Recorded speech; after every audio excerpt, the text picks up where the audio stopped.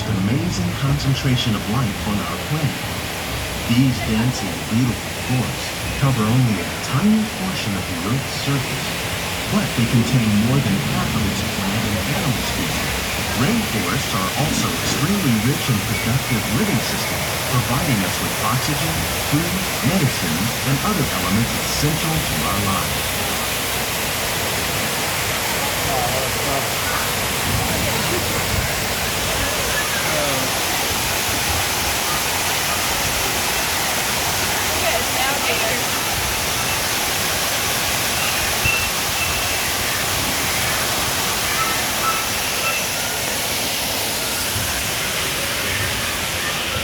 In the desert, nature has created a very different, but no less beautiful living system. And while this arid landscape may seem lifeless, it is very much alive. The plants and animals that have learned to survive in these harsh conditions make use of what little water they can find and avoid the scorching rays of the relentless sun.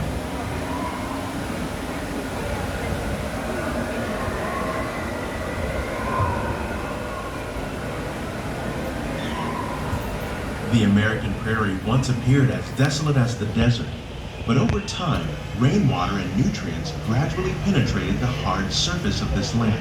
Even the hooves of the mighty buffalo helped create the rich soil that would one day become home to the American farm.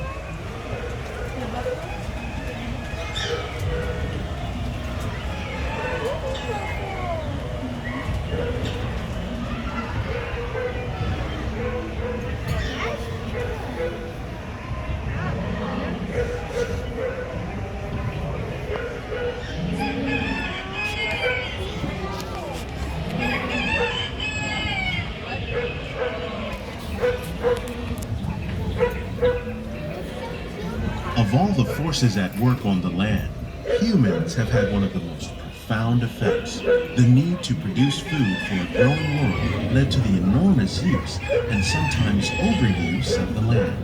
In our search for more efficient ways to grow food, we often failed to realize the impact of our I was methods. gonna do that for breakfast. It's too late. Was that all they had open for breakfast? Lunch and dinner, but holy cow, it's expensive. Today, we're learning to live with the land, discovering better ways to grow food that will assure both human and environmental well-being.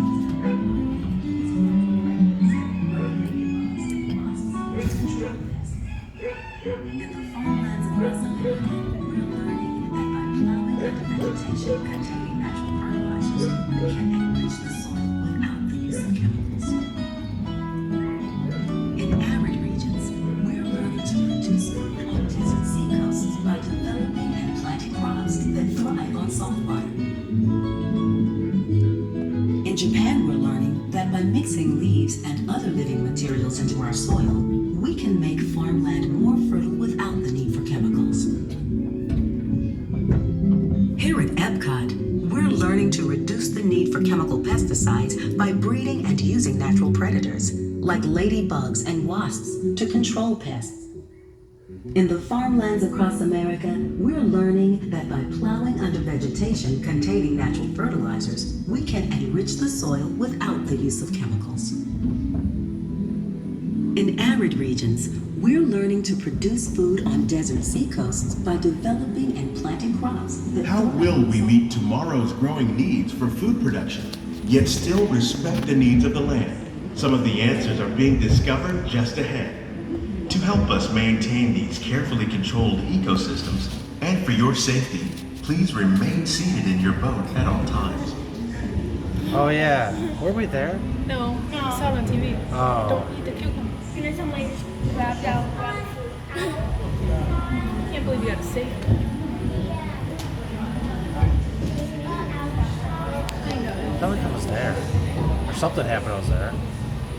Some lady jumped down the boat and grabbed something. I swear. Welcome to our living laboratory, where scientists from Epcot and the U.S. Department of Agriculture are exploring innovative ways to produce bountiful harvests now and into the future.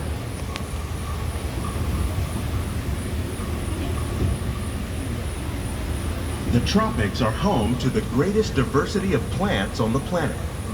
Many of these, like papaya, bananas, cacao, coffee, and rice, are well known around the world. These are just a few of the edible plants that have been an important source of nutrition for people living in the tropics. Many are rich in vitamins and minerals, while others are well adapted to growing in less than ideal conditions. Some, like the water lily, thrive in wet, swampy areas and waterways. All parts of this plant, even the flower petals, are edible. The starchy root of the plant has long been used to make flour for baking.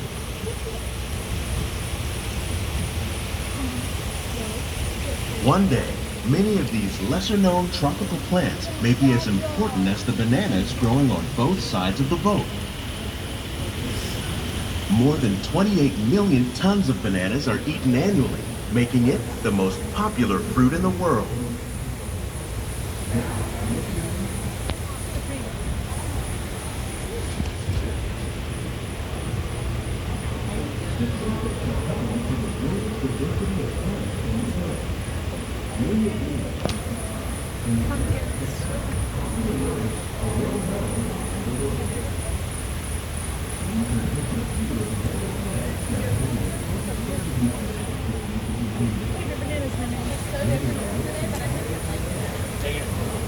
I want to go on a tour.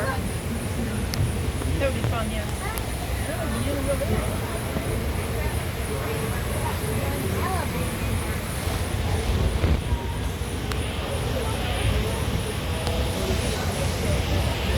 When we mention farming, you probably don't think of fish. But fish farming, or aquaculture, accounts for nearly half of all the seafood consumed globally. Tilapia, bass, and catfish, like the ones you see here, are three of the more popular crops raised by fish farmers. The sustainable system we're using here recycles the water it takes. As a result, we're able to save millions of gallons each year. Our small fish farm produces nearly 5,000 pounds of fish each year to serve in restaurants around Walt Disney World. Innovations like this one can play an important role in our efforts to produce bountiful harvests and still protect natural resources.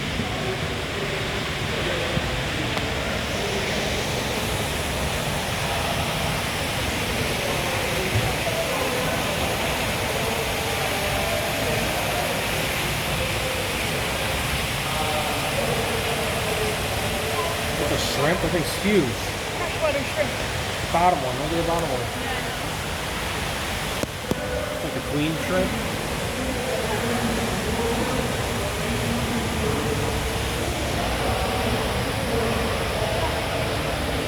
While there are more than 50,000 edible plant species in the world, most of us are only familiar with the handful that make up our everyday diet.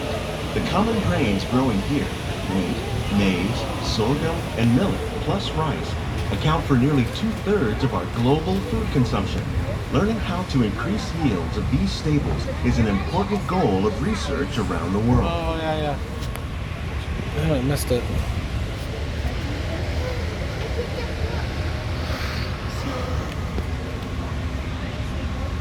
Ooh, it's hot, man. Hot. You can make dolls out of those. These plants are definitely on their way up. Innovative growing techniques like these increase yields while more efficiently using resources like water, fertilizer, and pesticides. Another innovation at work here is our integrated pest management program.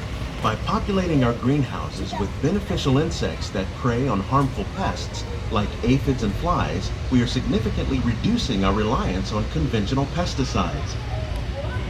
We're growing these crops using our nutrient film system. This technique precisely controls and recycles water and nutrients. With it, we can produce over 27,000 heads of lettuce a year in this one small area. So why are their food prices here so high if they're growing their own food? Makes no sense. Oh, because it's more fresh and organic. Obviously. No pesticides.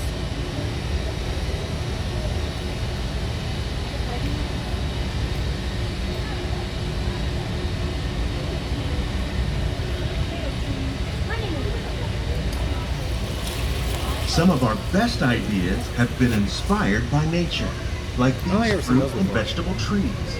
By growing these ground plants vertically, we can increase yields and better control diseases. These crops taste as good as they look. In fact, we serve more than 15 tons of produce from our greenhouses in restaurants here at the land every year.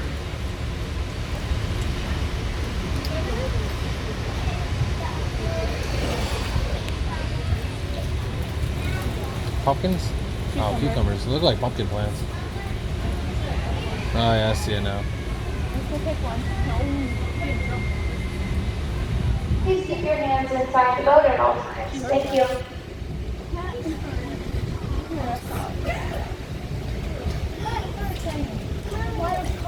The future of agriculture may include innovative ideas like this vertical growing system. Plants grown in this way use a fraction of the space required by traditional growing methods. That saves water and increases production. The aquaponics system on your left combines hydroponics with aquaculture. The fish provide a natural source of fertilizer for the plants, and the plants help keep the water clean for the fish. It's another great way to produce more while using less. In our lab, Epcot scientists are working with the U.S. Department of Agriculture on a number of innovative projects. The goal of these efforts is to produce higher yielding and better quality plants. That's weird. It's like we're in space. Vegetables in space. Cheshire cat. Cheshire cat.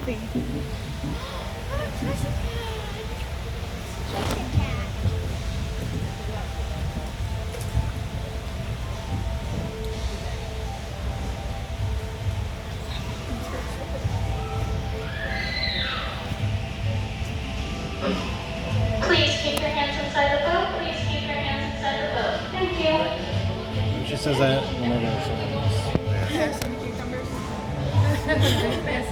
No, it's eggplants actually. No, it's cucumbers. These greenhouses represent just a fraction of the work being done worldwide to produce bountiful harvests for our growing population. Scientists, farmers, and even backyard gardeners are doing their part to improve the quantity and quality of foods that we all rely upon. Together, we can continue to find more ways to increase food production and protect our precious natural environment. Only then will we truly be living with the land. Yeah.